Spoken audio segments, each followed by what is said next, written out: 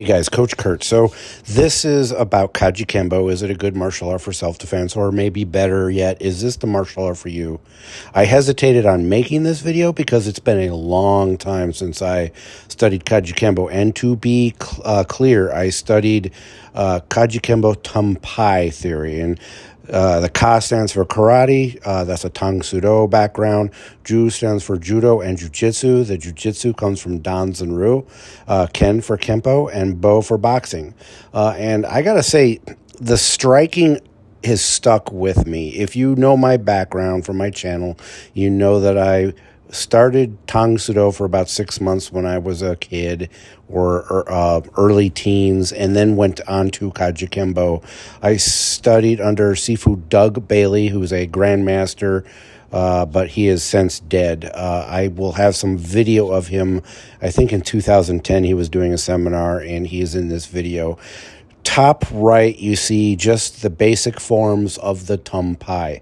And guys, to clarify, anything I say has to do with the Tumpai system or method of Kajukenbo. I cannot speak to all the various systems or styles of Kajukenbo.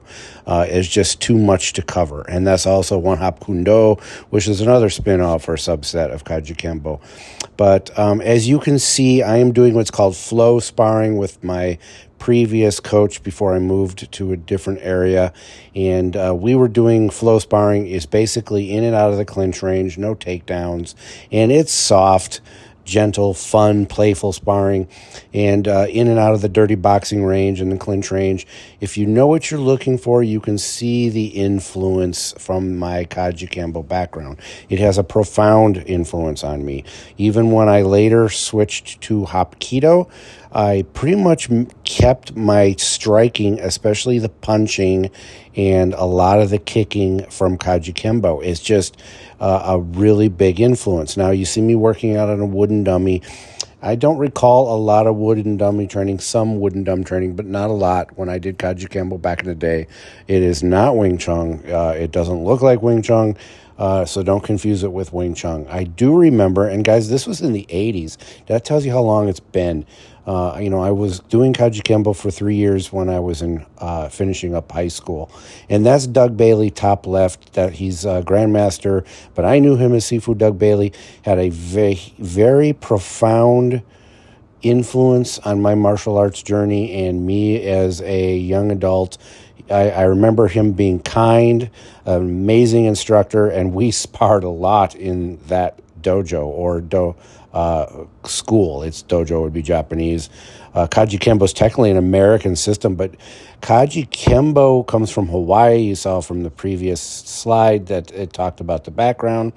But the Tumpai means center line, is got a strong Chinese influence from the Kenpo and so forth. And I am just showing the forms from Tumpai, not all of them, just some of them, just as a showing of the kind of movement you will see in the Tumpai method of Kajukenbo.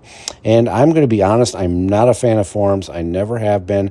I think they're a waste of time, but that is my opinion. Don't take it as gospel by any stretch. One thing I liked about Hapkido, when I switched to Hapkido, there was no forms.